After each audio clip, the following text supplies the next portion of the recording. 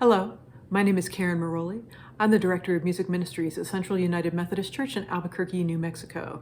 Welcome to Music Monday. Now, a lot of you probably know that those of us who are involved in keeping ministry going at this time, many of us have been resorting to alternative means of worship services. So what does that mean? Instead of gathering a lot of people for a long period of time indoors, which we know has been a big no-no for the last year now, we do things like parking lot worship or outdoor worship on the sidewalk. And the easiest way to bring music, and that is hymns and anthems into those services, is the guitar, at least the lightest way. You certainly wouldn't want to wheel your organ out there necessarily. So it could be a little bit of a struggle to imagine how one could sustain hymns and worship in that sort of an environment, because a lot of us, especially those of us who are a little bit more pedigreed and snobby, might assume that there are just a lot of hymns and repertoire that just wouldn't work on anything but an organ or anything but a piano, and you can tend to kind of close your mind.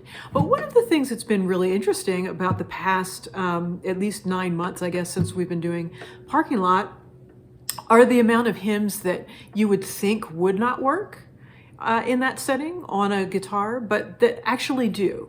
Now, to be sure, there are some hymns that I do not want to hear played on the guitar in a parking lot over a speaker. But there are a lot that you would be surprised actually work quite well in their own way. And what it really is a hymn reimagined.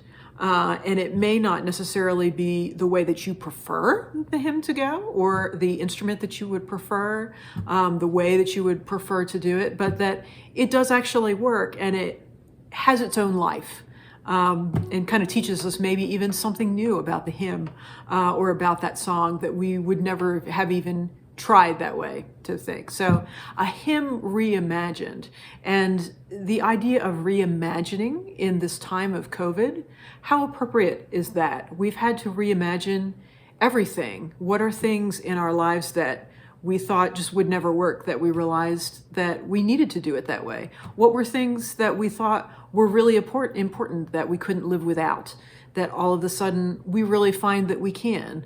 What are the things that we shoved aside that we found that we really needed and really were the important things? Everything has been shuffled around and reimagined in the last year, and some of it, a lot of it probably, has been done in a way that we wouldn't necessarily prefer.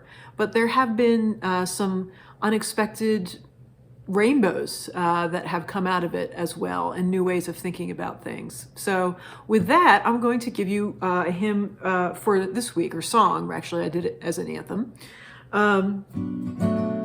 that you would normally associate with Easter if you associate it with anything at all.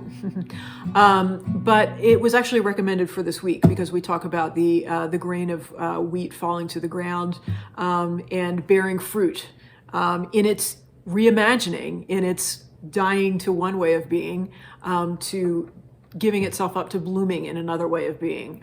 Interesting how all of that comes full circle. But this is Now the Green Blade Riseth on the guitar.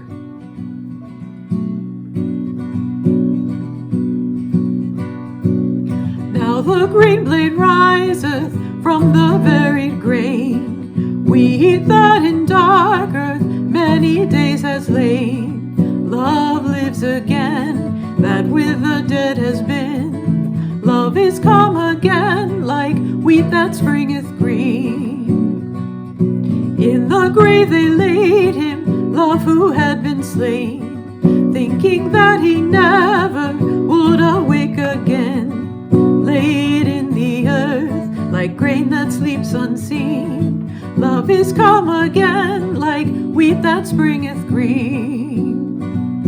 When our hearts are wintry, grieving or in pain, Jesus' touch can call us back to life again. Fields of our hearts that dead and love is come again, like wheat that springeth green. So I guess you have to wait until Easter for the "Forth he came at Easter" verse. We'll keep a little bit of Lent decorum going in this Music Monday. So as we go forth this week, take a moment to evaluate what you've had to reimagine in the last year.